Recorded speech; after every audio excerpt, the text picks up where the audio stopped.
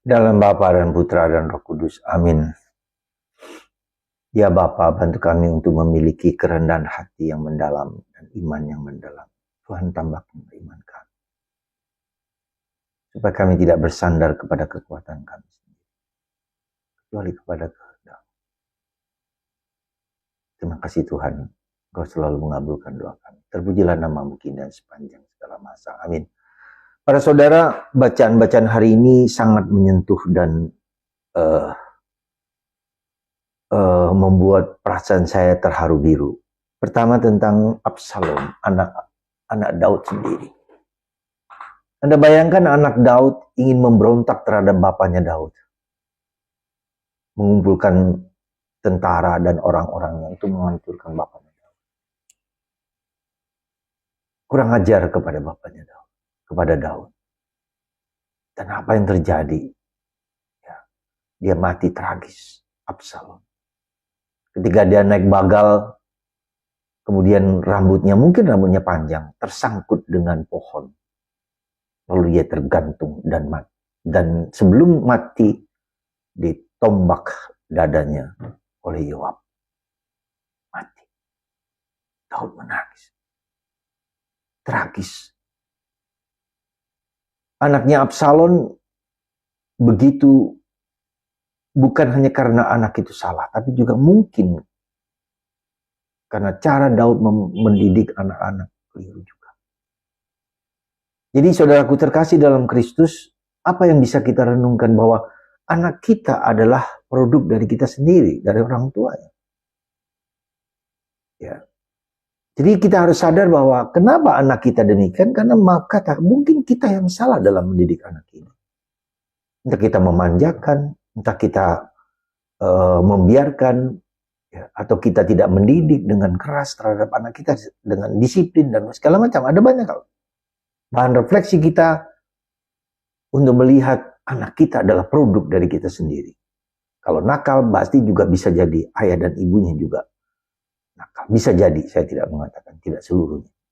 Karena ada faktor eksternal juga, mungkin dia bertemu dengan teman-teman lingkungan yang gak bagus. Itu bisa jadi. Yang kedua, seorang Yairus, seorang pengurus sinagoga yang terkenal, yang baik. Orang yang terpandang dalam agama Yahudi. Tapi dia dengan rela, dengan ikhlas, dengan rendah hati, meminta kepada Yesus untuk menyembuhkan anak putrinya yang hampir mati. Bahkan dikatakan ketika Yesus mau menyembuhkan, gak usah repot-repot, anak itu sudah mati. Dan Yesus tidak. Yesus melihat iman Yairus. Ada satu unsur penting dalam hidup doa kita, yaitu rendah hati. Sekali lagi rendah hati. Apakah hidup doaku rendah hati? Mudah-mudahan ini menjadi sesuatu yang harus kita sadari dengan sungguh-sungguh. Kita tidak bisa memaksa Tuhan, tapi dengan penuh kerendahan hati menyerahkan kepada Tuhan. Dan yang kedua adalah wanita yang 12 tahun sakit pendarahan. 12 tahun sakit pendarahan. Dia tidak minta banyak. Dia hanya bilang kalau bisa boleh menjamah jubah Yesus. Akan semua. Saudara, ini juga bentuk kerendahan hati. Dia tidak minta banyak-banyak. Dan 12 tahun dia menderita hampir mati. Hampir mati. Gak ada hopelessness. Saudara, kita bertanya pada diri kita, bagaimana hidup doa kita? Bagaimana hidup rohani kita? Apakah dengan rendah hati? Apakah kita menyerahkan segala perkara hidup kita pada Tuhan? Santa Teresa kadang-kadang Yesus, seorang santa yang tak mampu menyelesaikan problem hidupnya, tapi dia bilang, aku serahkan seluruh diriku apa adanya kepada Tuhan. Penuh kasih sayang seperti Bapa yang sayang kepada.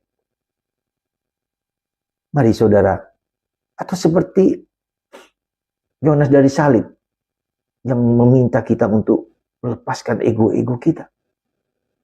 Atau seperti Santa Teresa Avila yang meminta kita untuk masuk dalam lubuk hati kita yang terdalam. Dekat dengan Tuhan, akrab. Tapi menyerahkan segalanya kepada Tuhan. Mari kita belajar dari orang-orang kudus ini. Supaya iman kita tumbuh berkembang. Jadi Tuhan seringkali memberikan penderitaan itu supaya kita tumbuh berkembang bersandar kepada Tuhan saja. Solo Dios basta, hanya Tuhan saja, bukan yang lain. Tuhan bantu kita untuk menyelesaikan, untuk memiliki iman sebesar biji sesar ini. Tuhan berkati kita semua, karena Bapa, Putra, dan Roh Kudus. Amin.